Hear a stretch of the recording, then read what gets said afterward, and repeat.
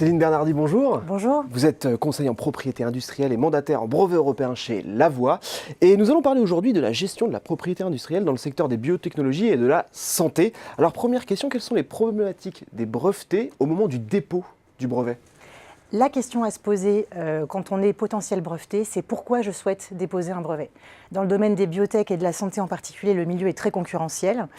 Et c'est vrai que la question à se poser, c'est pourquoi je souhaite déposer mon brevet. Est-ce que je souhaite exploiter par moi-même ou licencier à un tiers, mais j'ai un intérêt direct à exploiter mon invention, ça c'est le premier cas.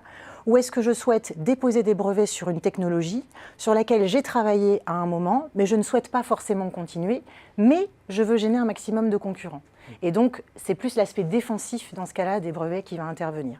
Mais quoi qu'il en soit, dans les deux cas, le pourquoi est vraiment important, d'autant que le fait de déposer un brevet, comme tout titre de propriété industrielle, apporte un actif et valorise la société dans tous les cas. Et lorsque le brevet arrive à échéance, on imagine qu'il y a un processus hyper concurrentiel qui s'enclenche. Tout à fait. Ce qu'il faut savoir, c'est que dans le domaine de la biotech et de la santé, la particularité, c'est qu'il y a un aspect réglementaire qui est présent, ce qui n'est pas le cas forcément dans d'autres domaines techniques. Typiquement, quand on est titulaire d'une autorisation de mise sur le marché pour un médicament, on peut avoir un allongement de la durée de vie du brevet, donc de 20 ans à 25 ans. Donc ça, c'est une grande particularité de la technique, et d'autant plus que c'est un domaine, encore une fois, très compétitif. Donc l'intérêt à se poser la question dès le départ et à essayer d'optimiser la durée de vie de son brevet est vraiment très importante. Et est-ce qu'on peut détailler juste les problématiques des brevetés et aussi des génériqueurs dont vous me parliez Alors, tout à fait. La problématique qui arrive, c'est très souvent au moment de l'expiration du titre, donc des 20 ans ou des 25 ans, selon les cas. Et c'est vrai que quand on est breveté, on a tout intérêt à maintenir son monopole jusqu'à l'expiration. Donc, il y a une veille concurrentielle qui est importante à faire de la part du breveté pour identifier des concurrents potentiels ou des produits, des génériques potentiels qui arriveraient sur le marché.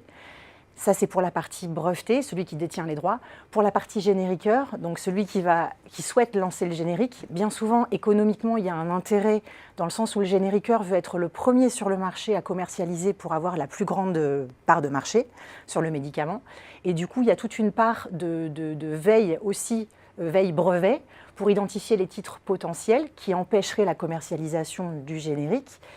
Mais il y a aussi le fait que il y a un énorme aspect de gestion du risque, c'est-à-dire que certains génériqueurs décident tout de même de commercialiser un produit quelque temps avant l'expiration du brevet, ce qui peut donner lieu à des contentieux par la suite. Qu'est-ce qui se passe justement juridiquement ? Quelles sont les options ? Alors, juridiquement, du côté du breveté, si vous identifiez un génériqueur potentiel, il y a l'action en contrefaçon, qui est vraiment le déclenchement du contentieux en tant que tel. Ça, c'est la solution, je dirais, idéale et classique.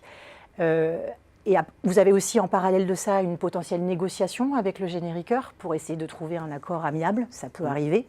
Et du côté du génériqueur, vous avez toute une étude, si vous identifiez des brevets potentiels a priori en vigueur, toute une étude de validité pour voir si les brevets sont effectivement valides ou pas. Et ensuite des mesures potentiellement contentieuses pour essayer d'annuler, une action en nullité par exemple, annuler les titres qui vous gênent. C'est donc une bataille de tous les instants. Tout à fait. Un grand merci Céline Bernardi d'être venue sur notre plateau nous parler propriété industrielle. Merci à vous. Merci beaucoup.